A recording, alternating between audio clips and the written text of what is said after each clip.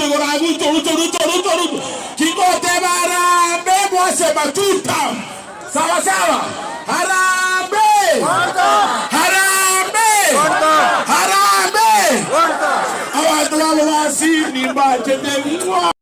Ladies and gentlemen, for more than almost 10 times now actually, the empowerment program has landed in Kisii. And we all know the major aim, it was basically to counter Dr. Okengo Fred Matiang'i in the Kisii region. But in all the occasions that they have been in Kisii, to be honestly speaking, it has been a huge disappointment, more especially to the team that William Ruto has entrusted to win the Kisii votes for him. Now, from that clip that I just played, that was another empowerment program that occurred where Moses Wetangula was leading the team. It's only that you people, you are not around. The number of choppers that landed in that kind of a place, it can shock you if you look at them.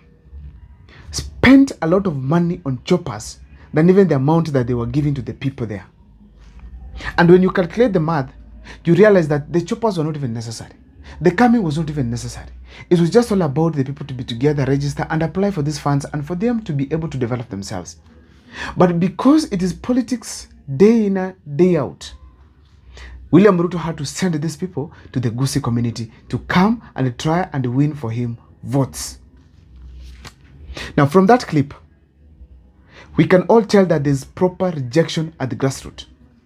Despite taking the money, people went ahead to reject President William Ruto's empowerment program team. And on this particular video, that is what I want to discuss here by giving clear reasons on why I think, despite bringing money, still they were rejected by the locals of the Kisii County. But before I take you through, if this is the first time you're watching my videos at Mukwa Times, kindly take a second or two to subscribe, like and comment, because that is the best support you can always give this channel. Now, ladies and gentlemen, let me dive into the topic today without much wasting of time. If you look at that team that went there keenly, you could see Silvana Sosoro was there and many other members of parliament from the Kisii County. Also now the speaker was there. When it comes to William Ruto's team, this is among the top cream, the people he depends on for the campaigns in 2027. Ladies and gentlemen, what were the reasons as to why these people were rejected? Number one, it is Dr. Okengo Fred Matiang'i's effect at the ground.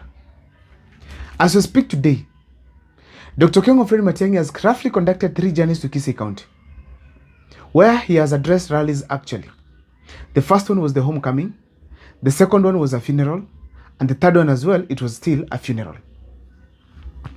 So, ladies and gentlemen, as we speak today, it is very clear that his effect is felt across in the entire Kisii community. In that even if you come with another language, they will still concentrate on Dr. Okengo Fred Matiang'i. At the background, when that clip was being taken, you could hear people shouting one term, others shouting Matiang'i, others actually not even accepting what the speaker was saying, though it was spoken in Kisii language. So I'm trying to interpret it to you people. So the fact remains that Matiang'i's effect has denied William Ruto a platform within the Kisii community. Now, Silvana Sosoro is the appointment of William Ruto. And to be honestly speaking, if there was a person who was supposed to show William Ruto that he is capable of doing it, it is Silvana Sosoro, not even the speaker.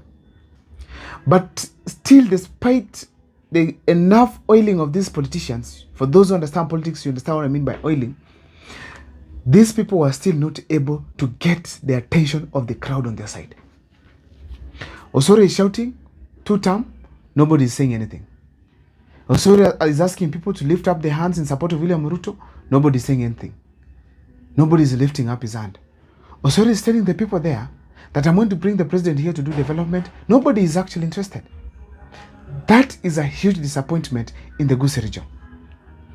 In relation to William Ruto's expectations, especially in support for 2027. Ladies and gentlemen, the other reason is this. Ruto's wrongdoings within his government. In his regime, there have been so many complaints from the common mwananchi. And this starts from the recent remarks that he made, where he told the police officers to shoot the legs of the people. Hiyo ni kama kutia msumari moto kwenye kidonda. What do I mean by that? People were shot straight in the heads, including kids watching TVs in their homes. And as we speak today, some of them are yet to be buried. Then their families are watching TV, and then they are seeing William Ruto saying, shoot them in the legs. Meaning it's changing the tune from shoot their heads to the legs. Ladies and gentlemen, how do you expect these people to feel when they feel that a president is simply allowing people to be shot? Such kind of remarks can result to a cold reception in Kisii County. Not even just Kisii County, any part of this country. Apart from that, abductions have been happening in the country. People are fresh from that kind of an experience, where they are seeing on TV young kids at the age of 20, 21 being pushed into a Subaru vehicle and then later on taken for days. Some of them come back, some of them end up in mortuary.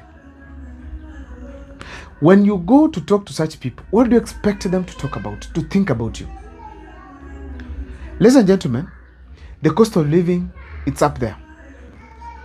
And it is felt all the way from northeastern to the lowlands of Nyanza. A clear indication that William Ruto's negative effect is felt across. So when you come to talk to people who are hungry, what do you expect from them?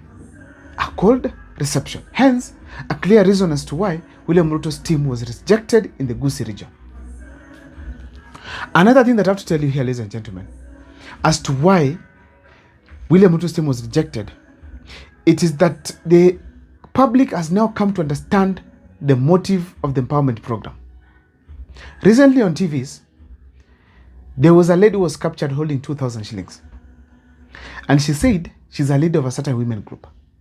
And she has been tasked to give the 2,000 shillings to about 31 people.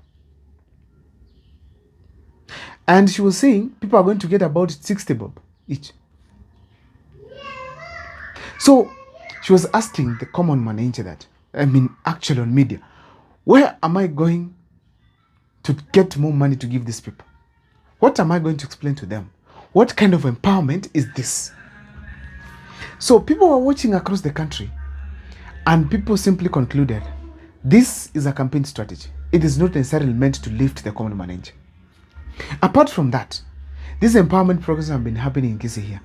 But there's no one who has come out and said, from the empowerment programs, I've been a great beneficiary. My family is doing well. I'm making steps. No. Meaning it is not what people want. People want a better thing, a better program than this one. So the rejection, or maybe the understanding of the empowerment program, is one of the reasons as to why William Ruto's team was rejected within the Kisii region. Another thing that actually resulted to the rejection of that team, it is simply the composition of the team. As much as Osoro is very vocal in the Kisii, in the national platform, he is not the voice of the Kisii community. He does not represent the character of a Kisii community when it comes to speaking for the people. There are people who can speak on behalf of the Kisii community and people will listen.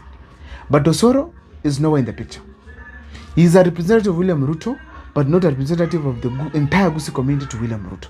So therefore, there's no way he could convince people to constantly listen and support William Ruto in the empowerment programs. He cannot. Also, ladies and gentlemen, Moses Wetangula is not influential at any capacity. It is just Bungoma he can speak and influence. But when it comes to the entire national platform, he cannot. People don't know him. People don't like him. He has not been acting well, or maybe has not been conducting himself as a speaker of the National Assembly. If he was conducting himself as a speaker, he could not be engaged in these kind of programs.